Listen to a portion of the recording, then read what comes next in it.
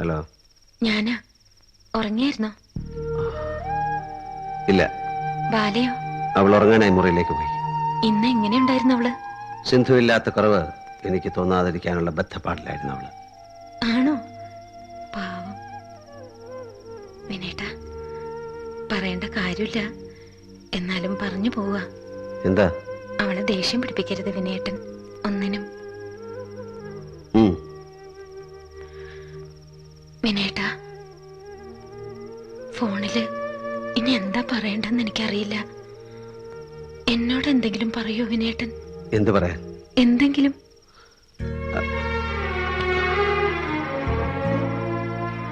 I love you, Sindhu. I love you so much.